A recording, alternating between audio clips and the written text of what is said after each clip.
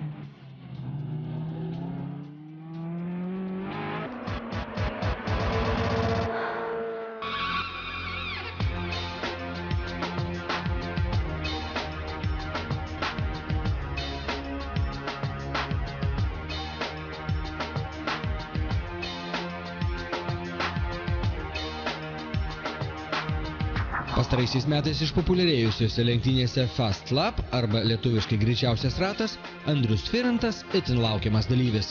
Mat visi iš jo tikisi gražaus važiavimo ir naujų greičio rekordų.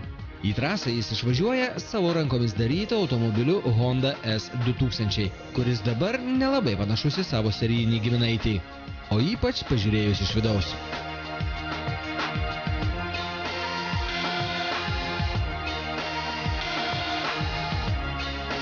Autosportininko karjerą tai pradėjau tik gimęs. Nuo senelio, nuo tėčio brolio. Visi šeimoje. Autosportas tai kažkaip į kraują įaugė. Senelis tai ralį irgi važiuodavo. Čia viena taurė irgi yra senelio. Su Volgom važiuodavo. Pats pradėjau tai nuo kartingų, o po to tėtis nupirko pirmą mašiną, su kuria dar be lankų tiesiai kačerginę. Ir tiesiog, kaip ir visiems, pradžioj būna avarijos, viskas. Mama sako, be lankų iš kiemo nevažiuosi. Gerai, sakau, ilgai nesiginčinau. Ir prasidėjo, tiesą pasakius, nuo to krūvo visokių pasiekimų ten. Vicečempionas visą laiką kažkaip taip nesisekdavo.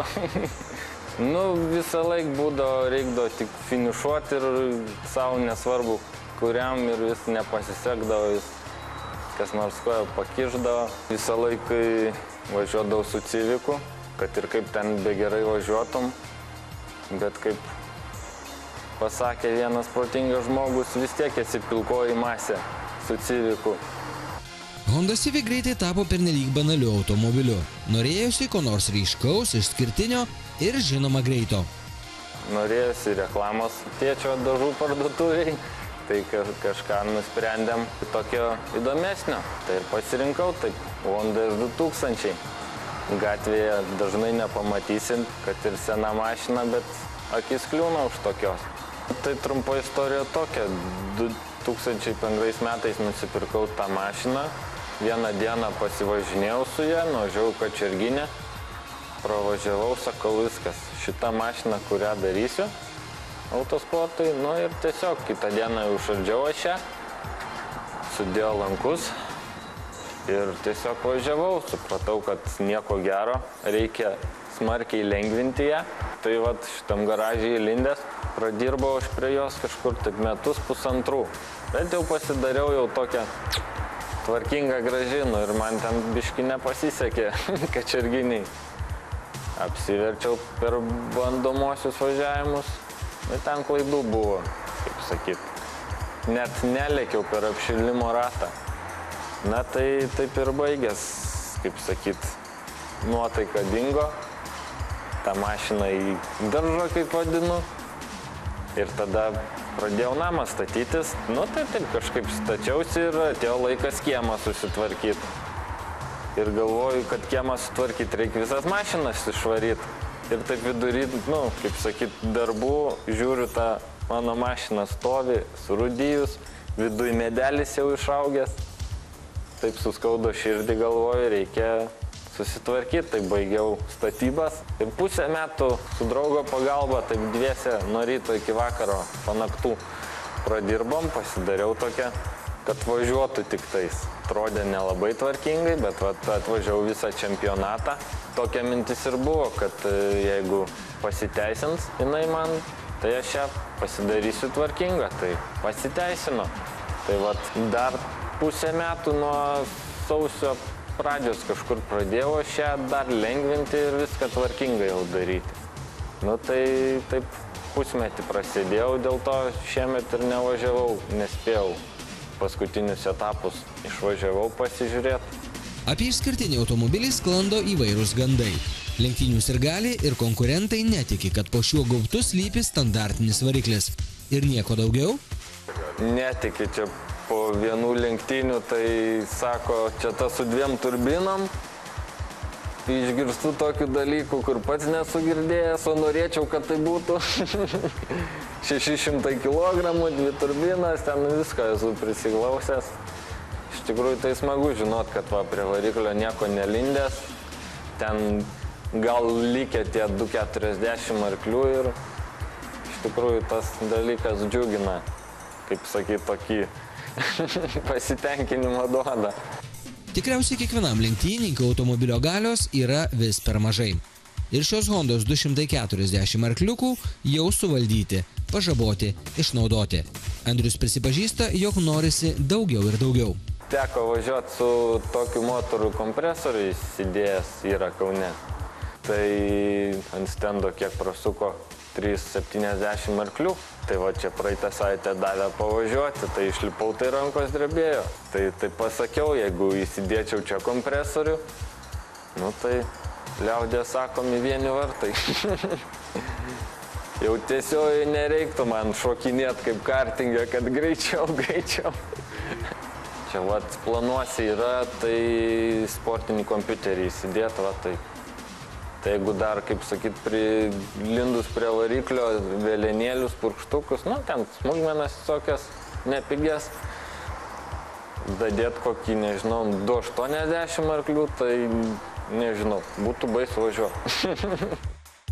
Automobilių sportas viena brangiausių sporto rūšių. Neišimtis ir šis Andriaus pomėgis. Su savo tėčiu šeimyninį automobilių dažų verslą valdantis jaunasis lenktynininkas pripažįsta, jog šie malonumai kainuoja labai daug. Na, esu skaičiavęs, gal atsimenat, pernai metais buvo juoda ir, nu, kaip sakyti, netokia tvarkinga. Modeliuką turiu. Parodysiu po to. Tai taip suskaičiavau be mano darbų. Tik tais detalės, smulkmenos visos, ten visa kita, tai kainuoja 75 000 litų. Pats nustebau, iš kur čia tiek aš turėjau, bet stropiai vedžiau visą buhalteriją, visas smulkmenas, kniedės, visokias pardiržiukus. Nu, kainuoja porą litų viską, bet viską rašiau ir sumoj gavos tiek.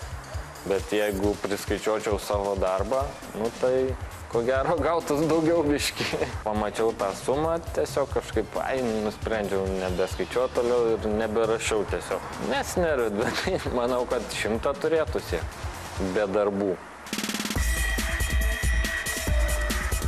Fastlapo rekordus, manau, tęsiu, sieksiu, o po Baltijos čempionatą tai priklauso rasiu sponsorių.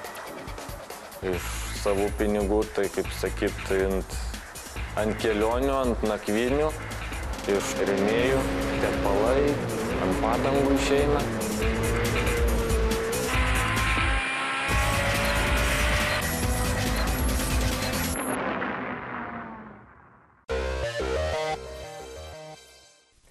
Tikimės, kad Andriui pavyks pasiekti užsibrėžtą tikslą ir jis džiugins žiūrovus įspūdingų važiavimų bei naujais greičio rekordais.